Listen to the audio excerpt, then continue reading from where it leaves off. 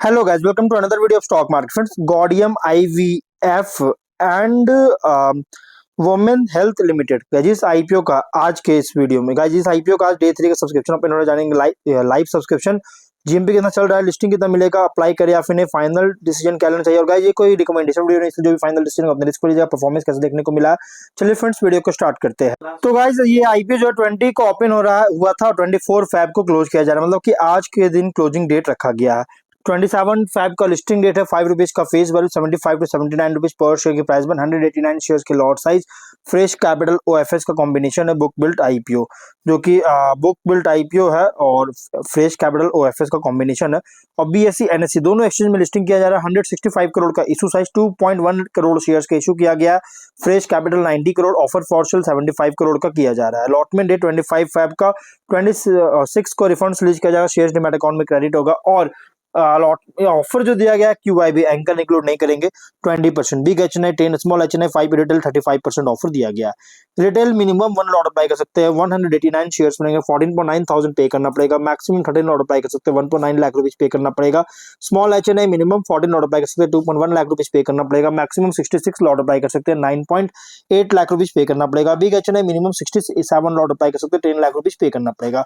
Maximum कोई limit नहीं है, लेकिन हाँ रिटेल में अगर 5 टाइम सब्सक्राइब होता है तो लॉट में ओनली 1 लॉट होगा। स्मॉल एचएनआई है या बिग एचएनआई, अगर 10 टाइम सब्सक्राइब होता है तो स्मॉल एचएनआई ओनली 14 लॉट और big HNI only 67 lot allotment किया जाएगा। अगर 10 टाइम सब्सक्राइब हो जिस कैटेगरी में होगा जिसमें ही आपको मिनिमम लॉट अलॉटमेंट किया जाएगा अगर होना होगा तो। एंकर से 49.5 करोड़ का फंड रेज कर चुका है। अगर हम बात करेंगे इस कंपनी के सब्सक्रिप्शन को लेकर तो क्यूआईबी ओनली 2% सब्सक्राइब है, जो कि लगभग 95,000 शेयर्स बीट किया 75 लाख का। लेकिन हाँ क्यूआईबी बहुत ही लो सब्सक्राइब है, लेकिन बाकी अदर कैटेगरी जगह देखिए बहुत ही स्ट्रॉन्ग सब्सक्राइब, जो कि big HNI 3.5 time subscription, 20.9 lakh shares offer था, 73.5 लाख शेयर्स बीट किया 58 करोड़ का। स्मॉल एचएनआई में 6.9 टाइम सब्सक्राइब है, 10.4 लाख शेयर्स का ऑफर था, 71.7 लाख शेयर्स का बीट किया 56.6 करोड़ का। रिटेल में 4.1 टाइम सब्सक्राइब है, 73.1 लाख शेयर्स का ऑफर था, 2.9 करोड़ शेयर्स का बीट किया, 234 करोड़ का बीट हुआ है। देखिए क्यूआईबी में नो सब्सक्राइबर और क्यूआईबी में सर लास्ट डे में ही अप्लाई करते हैं, इसलिए एक्सपेक्टेड था कि क्यूआईबी कोई खास सब्सक्राइब होने के चांसेस तो नहीं था, लेकिन आप देखना है कि क्या डे 3 में सब्सक्राइब होता है या फिर नहीं। टोटल हुआ 3.03 टाइम सब्सक्रिप्शन, 4.4 करोड़ शेयर्स का बीट किया, 350 एप्लीकेशन सबमिट हुआ, जो कि स्ट्रॉन्ग सब्सक्राइब देखने को मिला है। जीएमपी 5 रुपीज का ट्रेड कर रहा है, जिसके अकॉर्डिंग 6.3% का लिस्टिंग एक्सपेक्ट कर सकते हैं, जो कि एक ठीक ठाक एक एवरेज लिस्टिंग मिलने के चांसेस है। 84 रुपीज का एस्टिमेटेड लिस्टिंग प्राइस, 945 रुपीज का एस्टिमेटेड प्रॉफिट सिंगल लॉट में मिल सकता है। अगर हम बात करेंगे इस कंपनी के बिजनेस को लेकर तो ज्यादा कुछ बात नहीं करेंगे, ऑलरेडी मैंने वीडियो बना रखा है। वैसे मैं बता देता हूँ, इंडिया में कंपनी आईवीएफ ट्रीटमेंट में इंगेज है और लगातार अपने बिजनेस को तेजी से एक्सपैंड भी कर रही है। कंपनी जो है तेजी से एक्सपैंड कर रहा है। आईवीएफ के लिए जो अवेयरनेस बहुत तेजी से राइज हो रहा है, इसके साथ कंपनी एग्रेसिवली प्लान किया है पैन इंडिया प्रेजेंस के लिए। और अगर हम फाइनेंशियल की बात करेंगे तो देखिए तो कंपनी का टॉप लाइन 24 में 48 करोड़ का रेवेन्यू, लेकिन बॉटम लाइन 10.3 करोड़ का। थोड़ा डाउनफॉल हुआ 23 का कंपैरिजन में। रीजन क्या है डाउनफॉल? तो अकाउंटिंग पॉलिसीज में कुछ चेंजेस आया था, इसके वजह से डाउनफॉल हुआ। लेकिन 25 में 71 करोड़ का रेवेन्यू, 19 करोड़ का प्रॉफिट है, वापस से इंक्रीज किया। फर्स्ट हाफ में 50 करोड़ का रेवेन्यू, 12.5 करोड़ का प्रॉफिट है, लगातार इंक्रीज करता हुआ देखने को मिल रहा है। उसके बाद टॉप लाइन तो नो डाउट बहुत अच्छी ग्रोथ है, बट बॉटम थोड़ा सा इम्पैक्ट पड़ा 24 में। और अगर हम बात करें ऑब्जेक्टिव का तो न्यू आईवीएफ सेंटर्स के एस्टैब्लिशमेंट के लिए कैपेक्स फंडिंग करना चाहता है, लोन रिपेमेंट करना चाहता है, जनरल कॉर्पोरेट पर्पस के लिए फंडिंग चाहता है, इसके लिए आईपीओ लेकर आया है। रेशियोज में आरओई, आरओसी, आरओ तीनों सेम है, 21% का। आरओ पीएटी और एबिटा मार्जिन 25 और 38.3% का। PV debt to equity 0.38 time का पीवी है, 10.5 टाइम पी रेशियो 25.3 टाइम का। प्रोमोटर होल्डिंग रेशियो 100 पोस्ट 71.3% का। मार्केट कैप 575 करोड़ का किया जा रहा है। जो मार्केट कैप जो होगा 575 करोड़ का मार्केट कैप होगा कंपनी का। अगर हम बात करें प्राइस बैंड का, फाइनेंशियल के अकॉर्डिंग प्राइस बैंड थोड़ा ज्यादा रखा गया, ओवरली प्राइस रखी गई आईपीओ की जो प्राइस बैंड है ओवरली प्राइस रखा गया है। लेकिन एज मेनली कंपनी जो रेवेन्यू जनरेट करता है मेनली आईवीएफ से ट्रीटमेंट से रेवेन्यू जनरेट करता है 91%, जो कि इससे रेवेन्यू स्प्लिट किया गया। और यहाँ पे जो रेवेन्यू से जनरेट कर रहे हैं सेगमेंट वाइज, जो कि कह सकते हैं आईवीएफ ट्रीटमेंट में बहुत ज्यादा डिपेंडेंट है कंपनी। और अगर हम बात करेंगे आगे अगर देखिएगा यहाँ पे अगर हम बात करेंगे तो लगातार इंक्रीज कर रही है। लेकिन हाँ इसके जो कॉम्पिटिटर है वैसे कोई लिस्टेड कंपनीज कॉम्पिटिटर नहीं है, बल्कि वर्ल्ड ग्लोबल मार्केट में या फिर इंडियन मार्केट में बहुत सारा कंपनी है जो कोई कॉम्पिटिटर, लेकिन स्टॉक एक्सचेंज में कोई लिस्टेड सेपरेट लिस्टेड कंपनी जो कि सिंगल आईवीएफ का बिजनेस करती है, आईवीएफ सेक्टर में बिजनेस करती है। लेकिन हाँ, अदर कंपनीज जैसे अपोलो हो गया, या तो फिर बहुत सारे कंपनीज है, मैक्स हो गया, बहुत सारे जो कि हॉस्पिटल सेक्टर है, हॉस्पिटल हेल्थ केयर सेक्टर है, वो सभी इसके कॉम्पिटिटर हो सकते हैं, उनके कुछ सब्सिडियरी इसके कॉम्पिटिटर हो सकते हैं। वैसे मैं बता देता ग्लोबल आईवीएफ में जो कि प्योर प्ले है, मोनाश आईवीएफ, जिंक्शन fertility, alpha IVF, safe fertility, Indira IVF. Indira IVF भी गाइस इसके कॉम्पिटिटर जो कि इंडियन कंपनी है।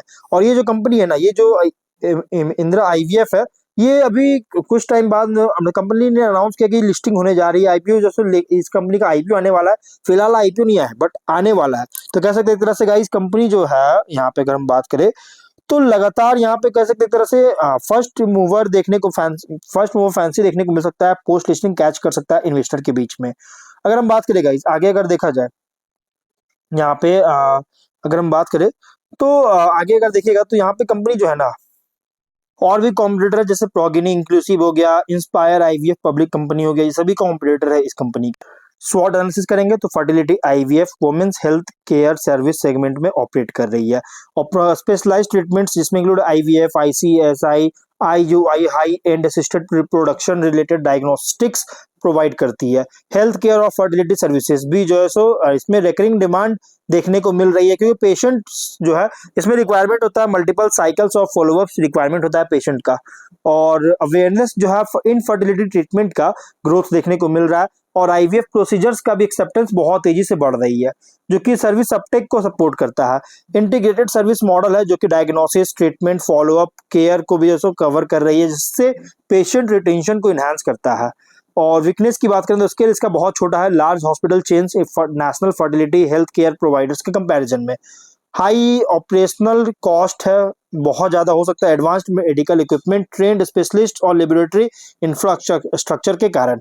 रेवेन्यू भी जो है सेंसिटिव हो सकता है पेशेंट वॉल्यूम साइकिल्स और सीजनलिटी के ऊपर सेंसिटिव हो सकता है इसका रेवेन्यू। ब्रांड विजिबिलिटी भी जो लिमिटेड हो सकता है कोर मार्केट्स के बाहर, क्योंकि कोर मार्केट क्या है इसका, तो आईवीएफ, इससे बाहर ब्रांड विजिबिलिटी लिमिटेड है, जो कि स्टैब्लिश्ड हेल्थ केयर चेन्स के कंपैरिजन में। अपॉर्चुनिटीज की बात करेंगे तो इनफर्टिलिटी अवेयरनेस का राइज होना, चाइल्ड बियरिंग लाइफस्टाइल फैक्टर्स का डिले होना, जिससे डिमांड जो है इंक्रीज कर सकता है IVF and reproduction health care के लिए। और एक्सपेंशन कर रही है कॉम्प्रिहेंसिव वुमेन्स हेल्थ सर्विसेज में, जिसमें इंक्लूड है गायनेकोलॉजी, प्रीनेटल, पोस्टनेटल और हार्मोनल केयर में, जिससे रेवेन्यू को ब्रॉडन कर रहा है और ज्यादा रेवेन्यू को ब्रॉड कर रही है। पार्टनरशिप किया है इंश्योरेंस कॉर्पोरेट हेल्थ प्लान्स के साथ, जिससे अफोर्डेबिलिटी और पेशेंट इनफ्लो इंप्रूव कर सकता है। टेली हेल्थ सर्विस और जेनेटिक काउंसलिंग भी प्रोवाइड करता है, जिससे न्यू पेशेंट सेगमेंट को अट्रैक्ट कर सकता है, और एंगेजमेंट रिकरिंग कर रही है, रिपीट कर रही है। अगर हम बात करें गाइस यहाँ पे थ्रेट की, तो इंटेंस कंपटीशन है large multi speciality hospital chain से, स्पेशलाइज्ड फर्टिलिटी क्लिनिक से, जो कि प्राइसिंग प्रेशर कर सकता है। और रेगुलेटरी चेंज अगर होता है मेडिकल प्रोटोकॉल्स, लाइसेंसिंग, कॉम्प्लियंस में, तो ऑपरेशनल बर्डन को इंक्रीज कर सकता है। इकोनॉमिक स्लोडाउन अगर होता है तो इलेक्टिव स्पेंडिंग जो है असिस्टेड रिप्रोडक्शन और स्पेशलिटी ट्रीटमेंट पर रिड्यूस कर सकता है। क्वालिटी इश्यूज या फिर ट्रीटमेंट आउटकम अगर आता है तो गाइज रेपुटेशन को और पेशेंट रेफरल्स को अफेक्ट कर सकती है। पीयर कॉन्टेक्स्ट अगर करेंगे तो गाइज अगर लार्ज हॉस्पिटल चेन्स या नेशनल फर्टिलिटी या आईवीएफ प्रोवाइडर से कंपेयर करें तो गॉडियम आईवीएफ जो है ये बहुत ही छोटी कंपनी है, लेकिन मोर फोकस्ड है आईवीएफ पर। कॉम्पिटिटिव स्ट्रेंथ इसका है कंपनी का पर्सनलाइज्ड फर्टिलिटी केयर में, जो कि लेकिन हाँ ब्रांड रिच लिमिटेड होने के कारण थोड़ा सा इम्पैक्ट कर सकता है। अगर मिड टीयर से कंपेयर करेंगे तो care success rates, facilities, patient experience पर कंपीट कर रही है। स्ट्रॉन्ग क्लिनिकल आउटकम और पेशेंट रेफरल नेटवर्क इसके की डिफरेंशिएटर्स है। इन्वेस्टर के लिए आईपीओ जो पूरी तरह से प्रेजेंट कर रहा है health care services play tied है women's health and fertility demand पर। ग्रोथ भी तभी होगा जब क्लिनिकल एक्सीलेंस बेटर करेगा, patient retention, demographic demand trends, competitive positioning खुद करेगा फ्रैगमेंटेड सर्विसेज मार्केट में, तभी इसका ग्रोथ देखने को मिलेगा। तो नहीं तो थोड़ा प्रॉब्लम कर सकता है। तो ओवरऑल अगर हम बात करेंगे तो ये कंपनी जो ना लिस्टिंग के बाद लिस्टिंग के बाद इन्वेस्टर्स के लिए जो है ना ये जो कि इन्वेस्टर के लिए बहुत ज्यादा अट्रैक्ट इन्वेस्टर को बहुत ज्यादा अट्रैक्ट कर सकती है। वैसे कोई लिस्टेड कंपनी नहीं इसके वजह से, मतलब की तरफ से समझिए कि लिस्टिंग के बाद जो है ये पहला फर्स्ट आईपीओ आने वाला, फर्स्ट कंपनी आने वाला है जो कि इसके अंदर इसमें जो है इन्वेस्टर का डिमांड देखने को मिल सकता है। इसलिए जो भी फाइनल डिसीजन, और हाँ ये प्योर लॉन्ग टर्म आईपीओ, जो भी फाइनल डिसीजन लीजिएगा अपने रिस्क पर लीजिएगा। ये कोई रिकमेंडेशन वीडियो नहीं, तो मिलता है नेक्स्ट वीडियो में। Bye bye.